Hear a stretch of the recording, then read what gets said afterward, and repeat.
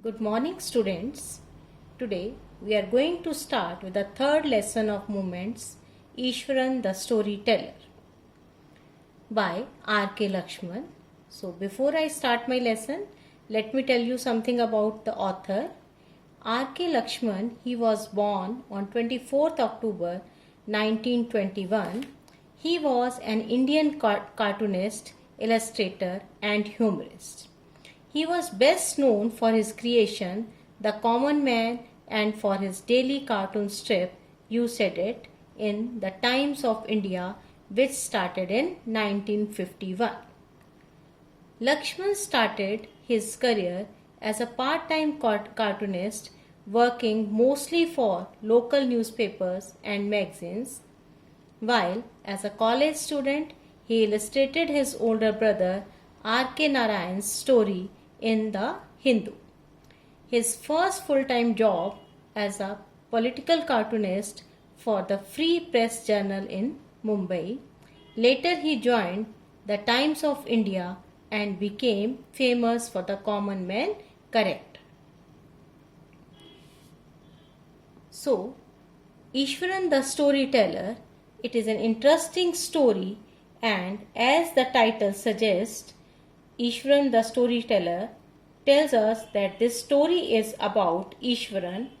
He is called the storyteller because as storytelling is an art, he is good at it. Ishwaran uses special effects, does voice modulations, uses his body language to make the story realistic so that the listener, that is Mahindra, gets attracted and captivated in his story. The writer wants to highlight this quality of Ishwaran, that he was good at telling stories that they appear to be real. His stories were a source of entertainment for Mahindra. So let us read how he tells his stories and binds his listeners.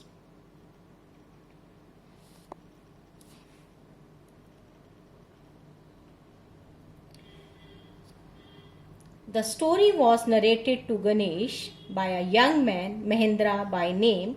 He was a junior supervisor in a firm which offered on hire supervisors at various types of construction sites, factories, bridges, dams, and so on. Mahindra's job was to keep an eye on the activities at the work site. He had to keep moving from place to place every now and then as ordered by his head office, from a coal mining area to a railway bridge construction site, and from there after a few months to a chemical plant which was coming up somewhere. So, Mahindra, he narrated this story about his cook whose name was Ishwaran to Ganesh. Mahindra worked as a junior supervisor in a company which provided supervisors to various construction companies on rent on hire. Supervisor means a person whose job is to check up the work of all other people. He got posted at different sites like factories, bridges, dams which were under construction. And what was Mahindra's job? Mahindra's job was to keep an eye on all the workers at the site, at the construction site. He had to change places often and worked various places like a coal mine, a railway bridge construction site, a construction site of a chemical plant. And when the work is finished at one site, he has to shift to some other area.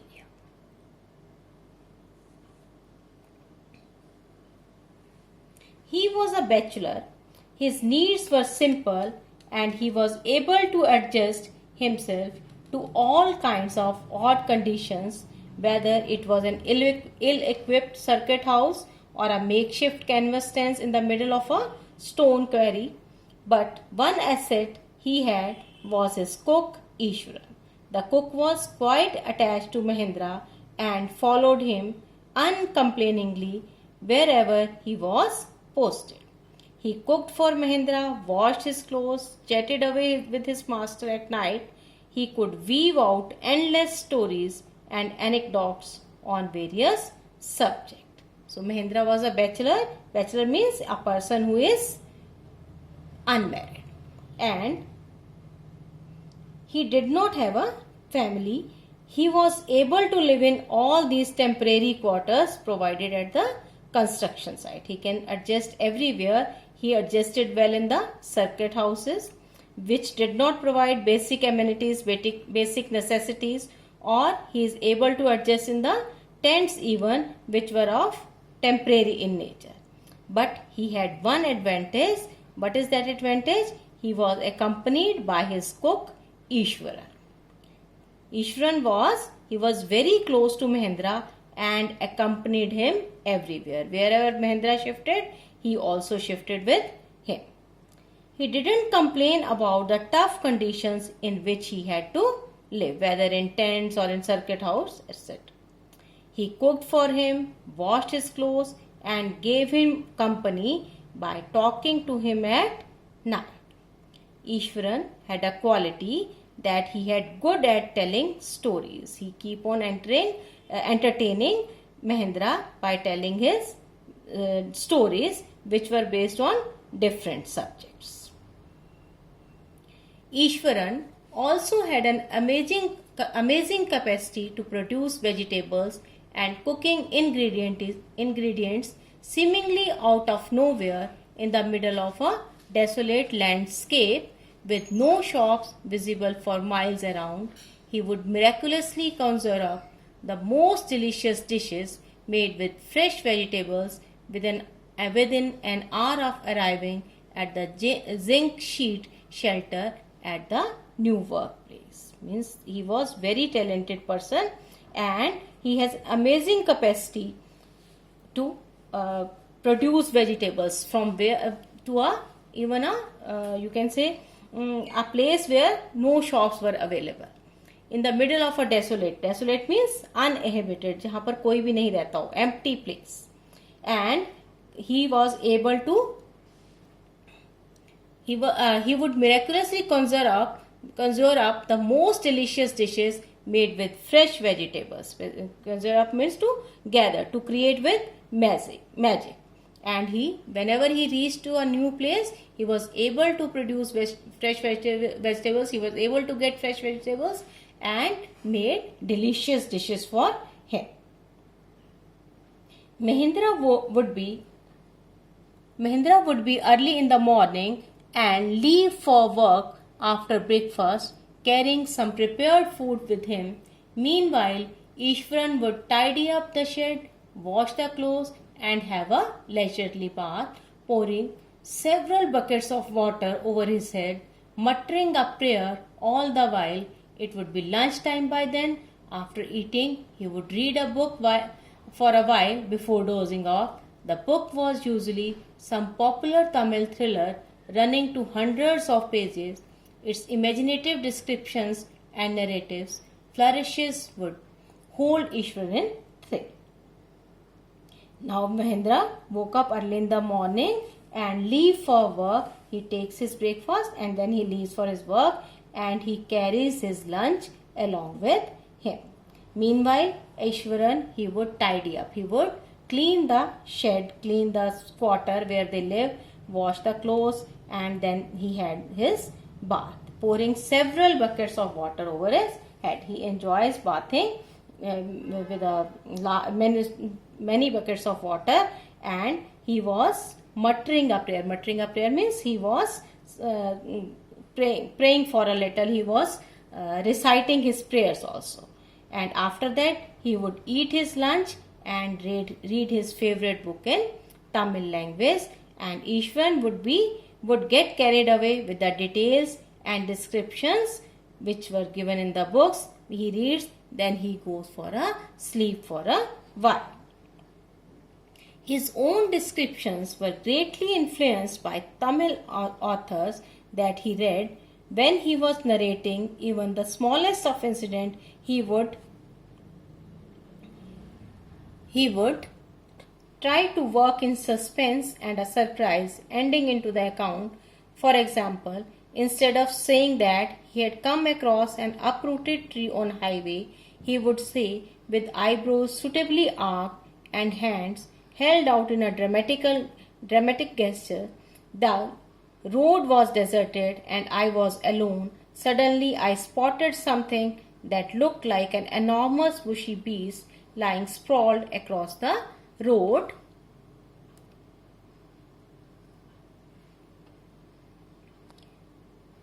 I was half inclined to turn and go back, but as I came closer, I saw that it was a fallen tree with its dry branches spread out. Mahendra would stretch himself back in his canvas chair and listen to Ishwaran's tales uncritically.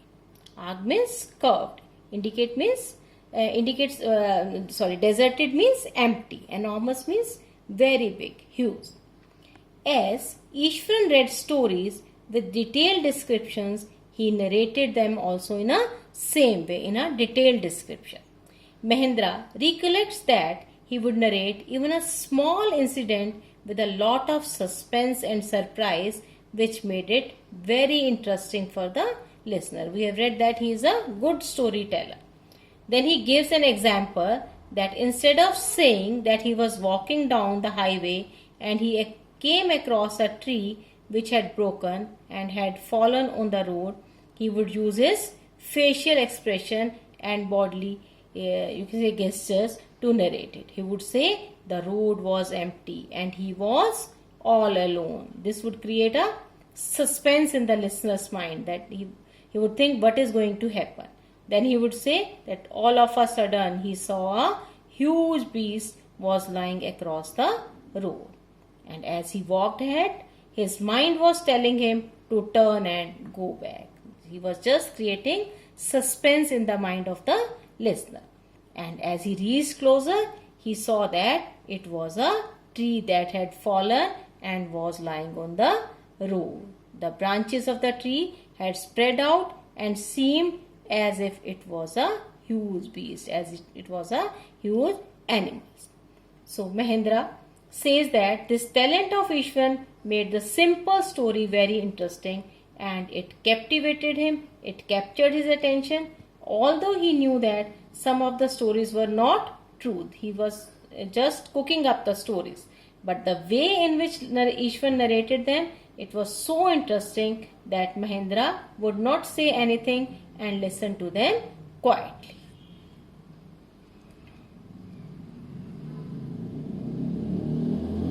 The place I come from is famous for timber, Ishwaran would begin, and this is a richly wooded forest all around. The logs are hauled onto the lorries by elephants. They were huge, well-fed beasts. When they turn wild, even the most experienced Mahar is not able to control them. After this prologue, Ishwaran would launch out into an elaborate anecdote involving an elephant, and he gave another example of his storytelling art. He said the place I come from was famous for timber, famous for this wood. He said that the big logs of timber were sold for commercial purposes and they were transported onto the vehicles by elephants, and they were very huge elephants. They were very big elephants, and if they became mad, they would become out of control and it would be very difficult to tame them. This introductory session was followed by a detailed story involving an elephant. So there is another story told by Ishwaran. One day a tusker escaped from the timber yard and began to roam about, stamping on bushes, tearing up wild creepers and breaking branches at will. You know, sir, how an elephant behaves when it goes mad. Ishwaran would get so caught up in the excitement of his own story that he would get up from the floor and jump out about, stamping his feet in emulation of a mad elephant. Now, this story which he narrated was that one day an elephant escaped from the timber yard and he roamed around the forest. And at stepped onto the bushes and crushed them. Means he became violent. He tore the creeper plants. He broke branches of trees which came in its way. Now Ishwaran asked Mahendra whether he knew how a mad elephant behaved. He was just creating a scene how a mad elephant behaves. In order to make his story more effectively, he just stood up and jumped around the place, hitting his foot on the ground in order to copy the actions of the mad elephant. Now he uses his body language to make the story interesting. The story follows. The elephant reached the outskirts of our town, breaking the fences down like matchsticks. He would continue. It came into the main road and smashed all the stalls selling fruits, mud pots, and clothes. People ran helter skelter. What is the meaning of helter skelter? Here and there. The elephant now entered a school ground where children were playing, breaking through the brick wall. All the boys ran into the classrooms and shut the doors tight. The beast grunted and wandered about, pulling out the football goalpost, tearing down the volleyball net, kicking and flattening the drum kept for water, and uprooting the shrubs.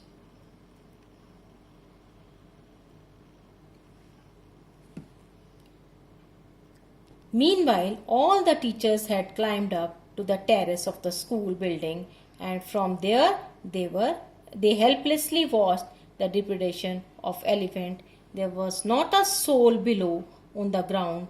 The streets were empty, as if the inhabitants of entire town had suddenly disappeared. Now he created a fearful picture, a panic-stricken picture. Outskirts means outer area. Panic means sudden fear. Now, how does he created a panic scene? He says, as the elephant reached the outer boundary of their town, it broke the fences. The fences seemed as if they were like matchsticks for the huge elephant. The elephant, he was very strong. He was very, you can say, destructive, and he broke all the fences as if they were matchsticks. The elephant reached the main road and broke all the stalls selling different things like fruits, mud pots, clothes, etc. And the people were taken were so unaware, and they were so afraid that they ran here and there. And then what he did? He broke the wall of the school and entered the ground where the students were playing. Grunted means made a loud sound. All the students ran back to their classrooms. All the students they got afraid. They ran to their classrooms. They closed the doors, and elephant, he made loud noises and roamed around in the school, creating a you can say fearful scene. It causes further destruction. What he did? It broke the goalpost in the football ground. It tore the net that had been put up in the volleyball court. It stepped out on the water drum and broke it, and it tore many plants as well. It caused a lot of destruction. The teachers, they were also very afraid, and they had climbed up to the roof of the school building, and they were watching helplessly as the elephant was destroying the school property. And there was not even a single person to be seen around. All were afraid. All the streets of the town were empty, as the people, they were very much scared of the mad elephant. So he has created a picture of that scene. I was studying in the junior class at that time and was watching the whole drama from the rooftop. I don't know what came over me suddenly. I grabbed a can from the hands of one of my teachers and ran down the stairs into the open. The elephant grunted amazingly, swung a branch of a tree which it held in its trunk. It stamped its feet, kicking up a lot of mud and dust. It looked frightening, but I moved slowly towards it, stick in hand. People were watching the scene. hypnotized from nearby housetops. The elephant looked me red-eyed, ready to rush towards me. It lifted its trunk and trumpeted loudly. At that moment, I moved forward and, mustering all my force, pecked its third toenail on the quick. The beast looked stunned for a moment, then it shivered from head to toe and collapsed. Now, Ishwaran was telling a story of his bravery. He said at that time of that incident, Ishwaran was studying in one of the junior classes in that school. He was watching the elephant from the rooftop, and suddenly he took the stick from one of his teachers and ran towards the school ground. He was going to hit the elephant. Trumpet means made loud noise. The elephant made a loud noise when he saw a small boy approaching it. He saw Ishwaran approaching towards him, so he made a loud noise. It lifted a branch of tree in its trunk and hit its foot on the ground, which threw a lot of mud and dust in the air. Now the elephant, he got very much angry, and what he did, he lifted a branch of tree in its trunk and hit its foot on the ground.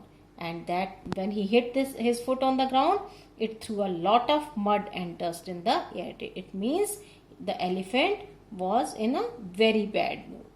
The elephant was threatening Ishwaran, but the boy was not afraid of it. Who was the boy? Ishwaran. He was not afraid of it, and with the stick in his hand, he moved towards the elephant slowly. Many people who were hypnotized means they were just under his control. They are under his influence. So many people had climbed onto the rooftop of their houses, and they were watching this incident. They were standing still in fear. They were pain-stricken. They were waiting to see what is going to happen next. Ishwaran saw the elephant had red-colored eyes. Red-colored eyes means he was full of anger. What he did, it again lifted its trunk and made a loud sound as it was about to attack Ishwaran. Just then, Ishwaran gathered all his force, all his courage, and he hit the elephant's third toenail quickly. The elephant was stunned at what had happened. Then it reacted by shivering all over. He started shivering and he fainted and fell on the ground. He felt unconscious. The next part of the chapter we'll do in next video.